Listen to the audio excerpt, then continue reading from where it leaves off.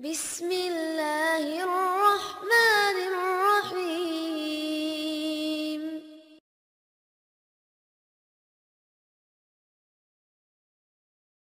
Assalamualaikum warahmatullahi wabarakatuh. Innal hamdalillah nahmaduhu wa nasta'inuhu wa nastaghfiruh wa na'udzu billahi min syururi anfusina wa sayyiati a'malina. May yahdihillahu fala mudilla lahu wa may yudlil fala hadiyalah. Asyhadu an la ilaha illallah wahdahu la syarikalah wa asyhadu anna Muhammadan abduhu wa rasuluhu la nabiyya ba'dah. Radina billahi rabba wa bil islami dina wa bi Muhammadin nabiyya wa rasula. Allahumma inna nas'aluka ilman nafi'a wa qalban khashi'a wa amalan mutaqabbala, amma ba'. Teman-teman sekalian, malam ini kita akan coba belajar mengambil nasihat dan panduan atau hidayah dari firman Allah Subhanahu wa taala di dalam surat Ali Imran ayat 79. Jadi bagi yang membawa mushaf atau membawa HP yang ada Quran digital, silakan membuka mushaf surat Ali Imran ayat 79.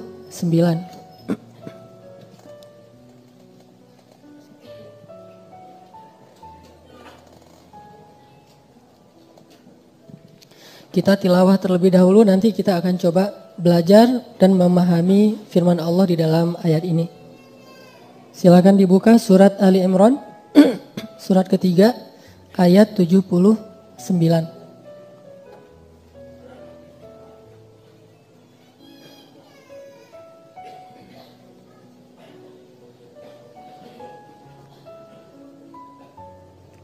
Gedein lagi aja.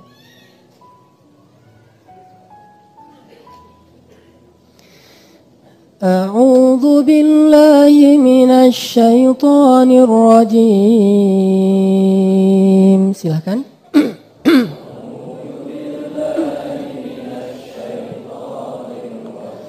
Bismillahirrahmanirrahim.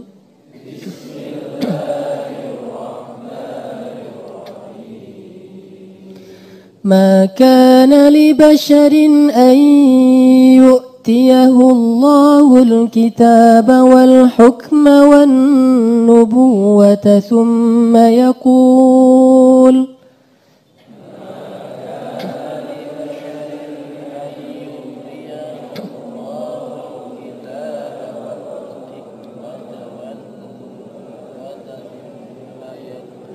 ثم يقول للناس كونوا عبادا لي من دون الله ولكن كونوا ربانيين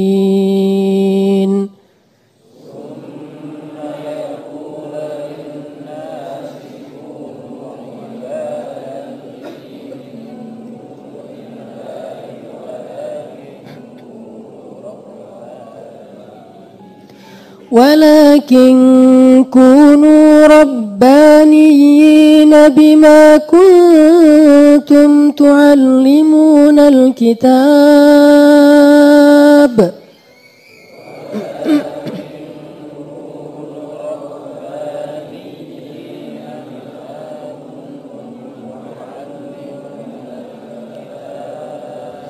بما كنتم تعلمون الكتاب وبما كنتم تدرسون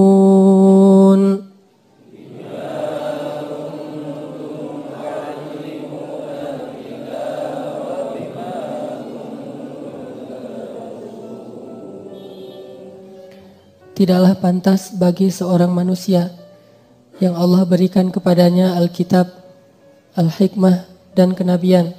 Kemudian dia berkata kepada manusia, hendaklah kalian menjadi hamba-hambaku, bukan hamba-hamba Allah. Akan tetapi hendaknya ia berkata, hendaklah kalian menjadi manusia-manusia Rabbani, karena kalian selalu mengajarkan Alkitab dan karena kalian senantiasa mempelajarinya. Sadaqallahul azim. Teman-teman sekalian, kalau di layar itu kita melihat tentang tema ya, tema yang disebarkan melalui poster dan sosial media kita. One step closer atau selangkah lebih dekat. Kalau saya coba terjemahkan, itu maksudnya adalah bahwa setiap orang itu dalam hidupnya semuanya mengalami proses. Bahkan kenabian juga dengan proses. Kalau kita lihat proses kenabian Nabi Muhammad itu sudah sejak beliau lahir, Allah udah membuat proses itu. Bahwa beliau lahir dalam keadaan yatim dari keturunan yang terbaik, kemudian di Makkah, lalu beliau mengalami pertumbuhan yang banyak sekali hal-hal yang menakjubkan, diantaranya pembelahan dada di masa kecilnya. Kemudian suatu saat beliau pernah mau menghadiri acara konser gitu, tapi konser yang jahiliyah. Terus tiba-tiba jadi ngantuk dan tertidur, baru bangun besok paginya. Nah, ini semuanya adalah proses sampai beliau nanti dinobatkan menjadi seorang duta Allah atau Rasulullah. Bahkan sebuah kenabian pun yang dipilih itu adalah orang yang sangat istimewa juga mengalami proses. Apalagi umat Nabi, yaitu para sahabat, apalagi umat Nabi yang bukan para sahabat kayak kita. Semuanya mengalami proses. Nah, one step closer ini adalah proses kita dari hijrah sampai menjadi seorang muslim yang ideal. Atau muslim ideal itu dalam bahasa Arab disebut dengan mithali. Dari yang awalnya waqi'i, realitasnya adalah kita kayak gini aja, bukan yang sosok yang sangat istimewa, sampai mendekati ideal. Bagaimana proses yang harus dilalui oleh seseorang atau oleh suatu generasi? Bagaimana Nabi menyentuh pendidikan para sahabat sehingga mereka yang awalnya dari jahiliyah kemudian berhijrah kepada Islam, kemudian dari Islam itu sampai ke tingkat mendekati ideal, atau bahkan sebagian dari mereka itu sangat ideal. Ternyata inilah yang harus dilalui oleh setiap muslim dalam proses memperbaiki dirinya.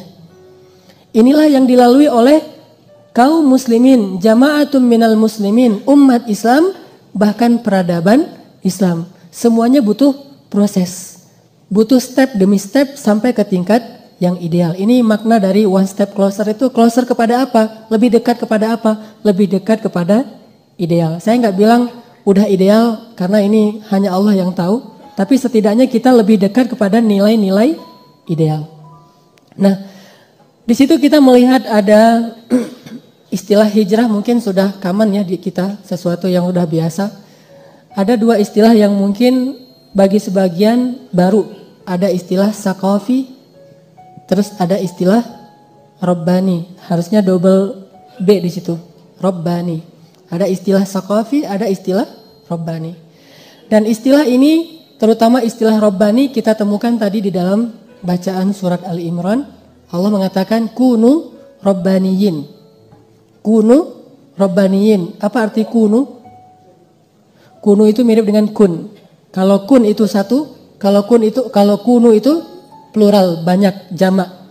Jadi kalau satu orang kun Rabbani, kalau banyak kunu Rabbaniyin. Ini hanya soal grammar. Yang udah belajar bahasa Arab. Jadi kalau kun fayakun itu satu. Kalau banyak kunu fayakunu atau fayakununa. Jadi kalau banyak itu pakai Rabbaniyin, kalau satu Rabbani.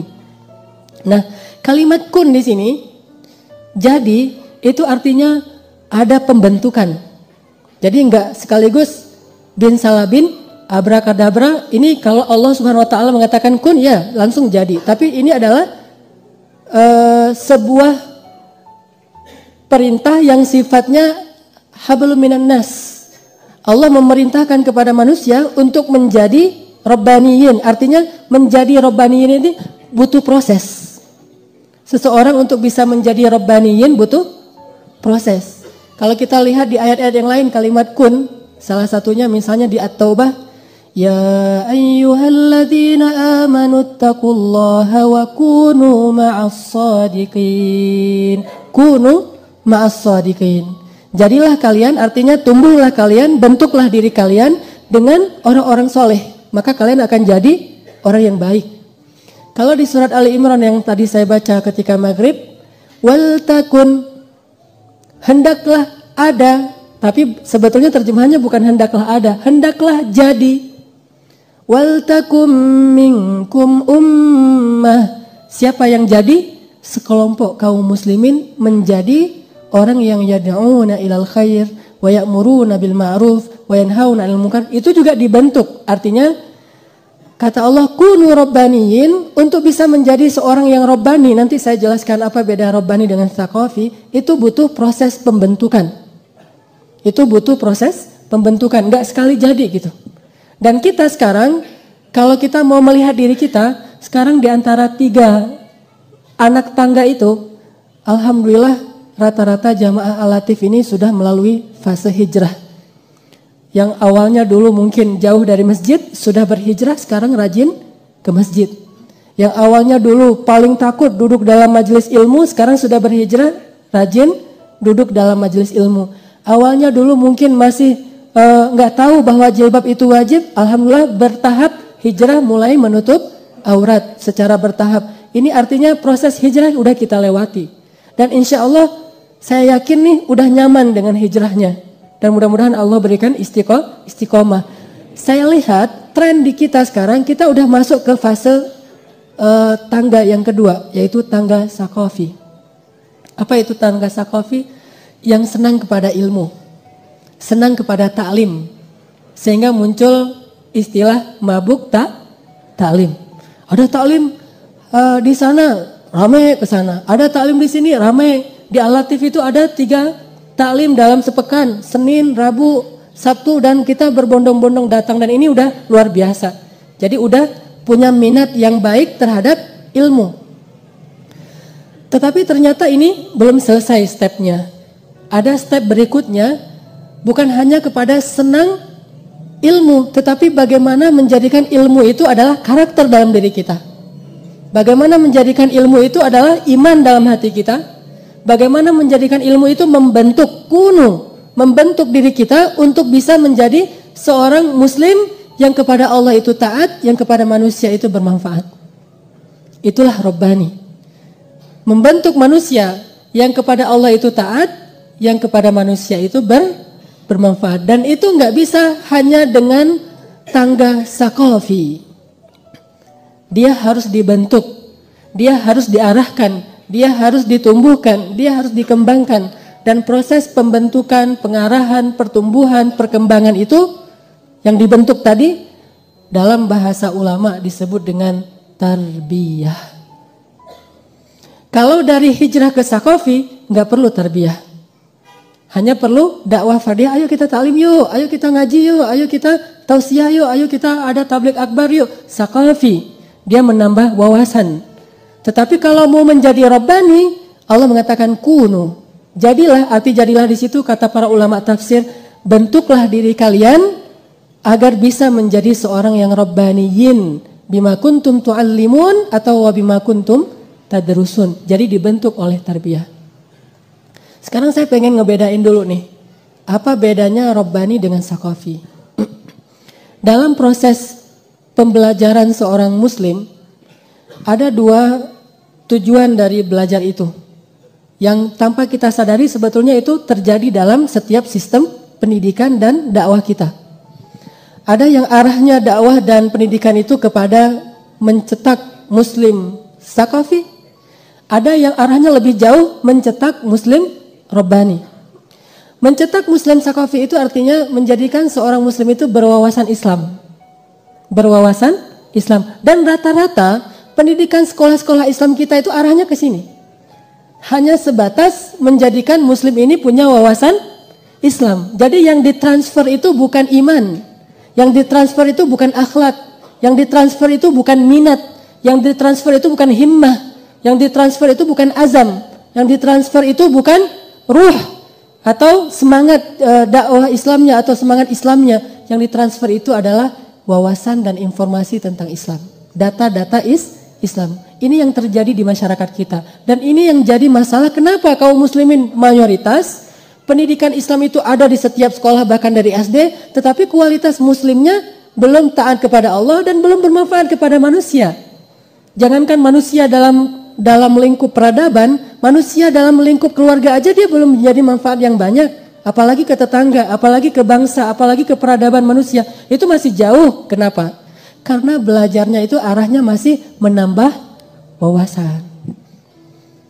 Contoh di sekolah, belajar akidah. Belajar akidah yang dipelajari misalnya anak-anak SD hafal Asmaul Husna. Dan ini bagus, penting juga wawasan ini, apalagi menghafal asma Allah yang mulia. Siapa yang hafal Asmaul Husna dan dia lancar dapat nilai 100. Jadi standar dia berhasil dan belum adalah siapa yang mampu menghafal informasi dan data-data tentang wawasan Islam.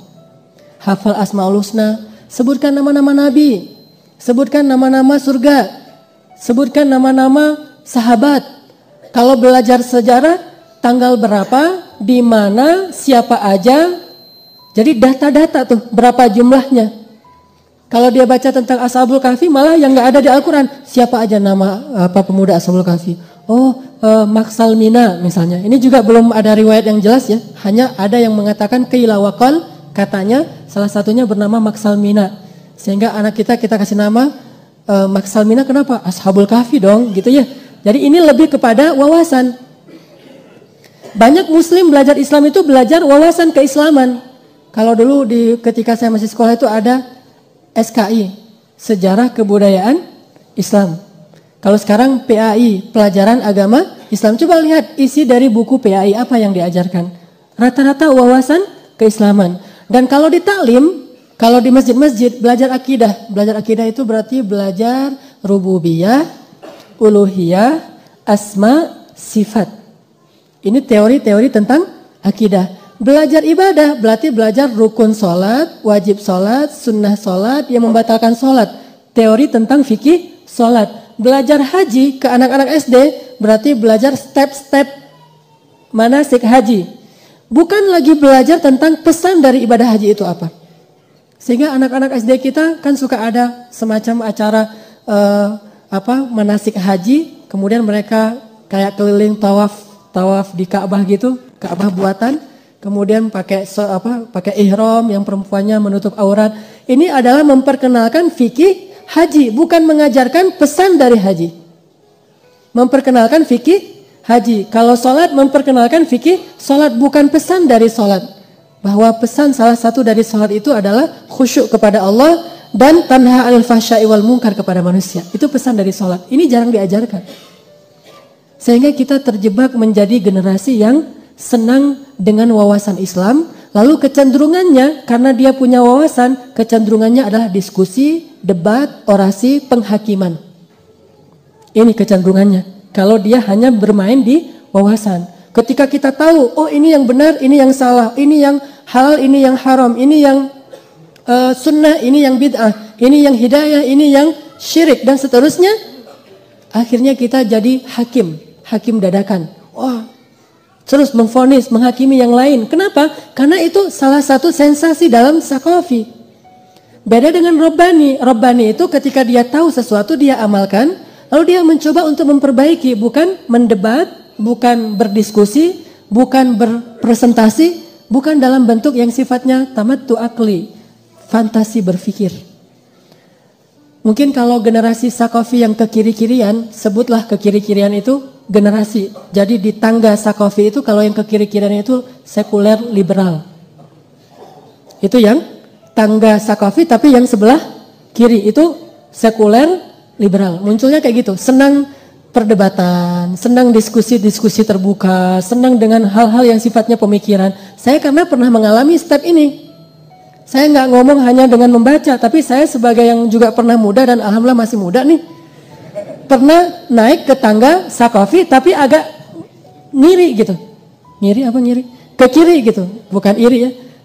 Sempat ke kiri tapi nggak lama karena saya setelah beberapa lama di kiri itu merasa garing, gersang, kok nggak ada yang nyaman di hati saya, akhirnya balik arah.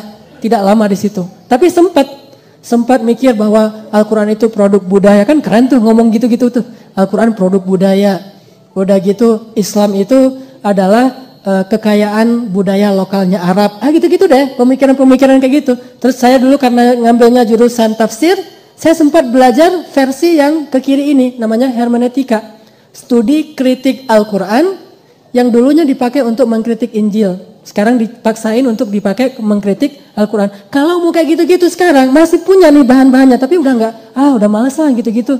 Perdebatan, diskusi panjang, adu-adu argumen lewat artikel, kirim-kiriman kolom ke surat kabar dan segala macam. Saya pemret, di Mesir saya pernah jadi pemret. Kenapa saya buat buletin, buat majalah? Karena saya ingin mendebat orang-orang yang berpikirnya kanan. Saya buatlah buletin kiri. Saya jadi pemeratnya, saya tahu apa rubrik-rubrik yang harus diisi yang bagus. Sampai ternyata yang kanan itu yang buat rubrik di sana adalah calon istri saya. Jadi awalnya jadi bukan cinlok ya, cinma, cinta majalah. Gara-gara lewat majalah jadi siapa sih itu bantah-bantahan melulu. Soal nggak bisa tidur malamnya gara-gara pemikiran. Jadi bukan nggak bisa tidur gara-gara iman, takut kepada Allah, kemudian sholat tahajud, nggak. Makanya saya bilang garing. Kalau yang sebelah kiri. Tapi asik bagi anak-anak muda yang mungkin baru-baru puber pemikiran, itu asik tuh. Terutama ya bagi kita nyebutnya puber pemikiran, itu asik banget. Ada sensasi di situ. Ada kayak drugs ya, drugs pemikiran. Bisa bantah orang, terus orang semuanya harus logis gitu. Tapi di hati nggak berasa apapun. Saya pernah mengalami masa itu, masa ketika agak-agak liberal dan sekuler. Dan kemudian alhamdulillah akhirnya Allah selamatkan, bisa balik arah. Dan istri saya juga menjadi salah satu asbab hidayah, akhirnya mulai nggak tahu nih udah lurus apa enggak nih, cuma ya pengen lurus gitu aja. Artinya Saqafi adalah belajar Islam yang hanya untuk nambah wawasan. Kalau di kiri tadi polanya adalah ke sekuler, liberal, atau orang-orang yang menyebut dirinya sebagai Islam liberal, walaupun sebetulnya dalam Islam tidak ada liberalnya. Yang ada Islam Rabbani dan Muslim yang sejati. Intinya teman-teman sekalian, kalau yang sebelah kanan, nih yang Saqafi sebelah kiri tadi kan ada dua kaki nih. Nah kalau yang Saqafi sebelah kiri adalah liberal, kalau yang sebelah kanan mungkin cenderungnya adalah dia senang dengan teori Islam saja dan terlalu berpikir idealis tanpa memahami realita. Idealnya kan gini, karena dia kan memahami teori ideal kan. Teori ideal sholat itu kayak gini, teori ideal akidah itu kayak gini, teori ideal muamalah mencari rezeki itu kayak gini.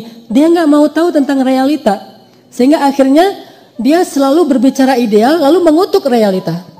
Karena dia hanya tahu saqafah, sikapnya tidak dibentuk, kemudian kebijaksanaannya tidak dibentuk, jadi nggak berbarengan. Yang muncul hanya yang di depan itu adalah wawasannya, bertambah wawasan, bertambah idealis. Bertambah wawasan, bertambah idealis. Dan ini agak bahaya juga nih. Walaupun untuk dirinya bagus, untuk pribadinya bagus, tapi untuk yang lain belum bisa bermanfaat karena ini agak kaku. Sehingga menyebabkan orang lain itu merasa terganggu oleh dia. Kenapa ya? Yang rajin ngaji malah makin susah senyum. Yang rajin ngaji kok malah sering bilang saya sesat. Yang rajin ngaji kok malah sekarang gak mau lagi bergaul dengan saya karena dianggap saya ini banyak syubhatnya dan seterusnya dan seterusnya. Ini karena kenapa? Karena dia larut dalam wawasan ideal teori Islam, tapi dia tidak dibangun, tidak dibentuk kedewasaan dan kebijaksanaan yang Rabbani. Itulah saya bilang, tapi nggak salah, cuma belum sempurna. Untuk dia pribadi itu bagus.